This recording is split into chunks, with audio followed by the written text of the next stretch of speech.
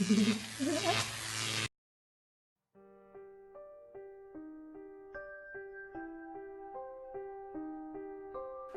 the late 1800s, Thomas Otto and his family moved into a mansion at the corner of Eaton and Simonton Streets in Key West, Florida, now known as the Artist House.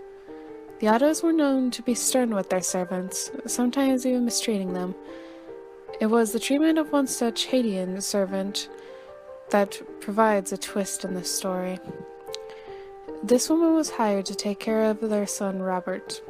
One day, Mrs. Otto supposedly witnessed her practicing black magic in their backyard and fired her. Before she left, the woman gave Robert a lifelike doll which stood 3 feet tall, had buttons for eyes, human hair, believed to be Robert's, and was filled with straw. Dolls that resembled children were not unheard of during this time, but this one proved to be special. Robert named the doll after himself and often dressed it in his clothes. Robert the doll became his trustworthy companion.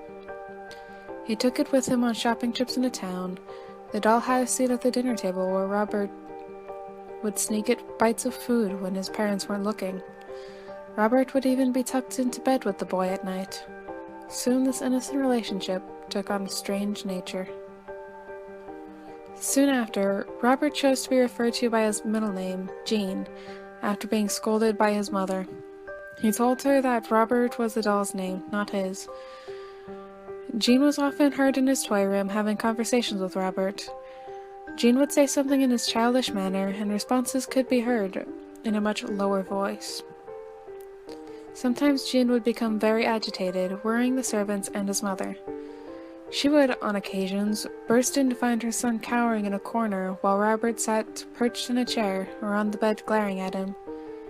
This was only the beginning. Household objects would be thrown across the room, Jean's toys turned up mutilated, and giggling could be heard.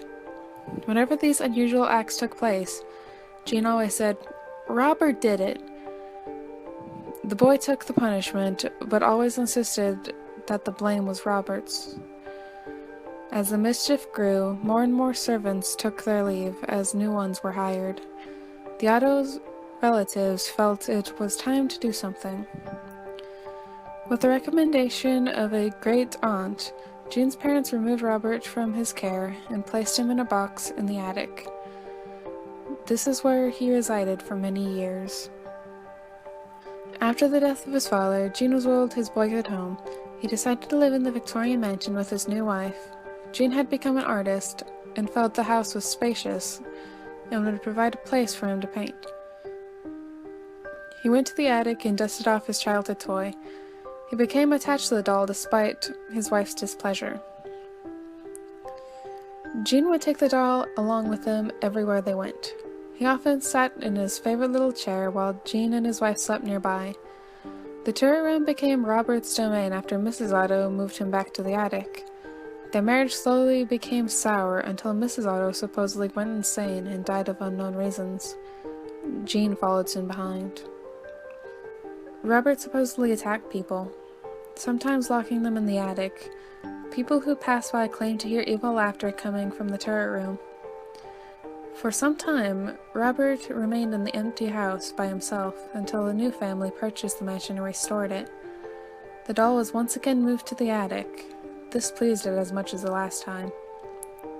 The doll was often found throughout the house. On one certain night, Robert was found at the foot of the owner's bed, giggling with a kitchen knife in hand. This was enough to send them fleeing from the home. Robert was later moved to the East Martello Museum in Key West, where he sits perched in a glass box. Despite his new living quarters, the doll is believed to not have given up his menacing ways. Visitors and employees claim that they have seen the doll move. His smile has been known to turn into a scowl. One employee cleaned Robert, turned off all the lights, and left for the night. The next day, he returned to find the lights turned on, Robert sitting in a different position than the night before, and a fresh layer of dust on his shoes. Some say he'll even curse you. If you want to take a picture of him, you must ask politely. He'll tilt his head in permission. However, if he doesn't and you take a picture anyway, a curse will befall upon you. and anyone who accompanied you to the museum. The same will happen if you make fun of him. To this day, Robert remains at the East Martello Museum in his sailor suit, clutching his stuffed lion, continuing his menacing ways.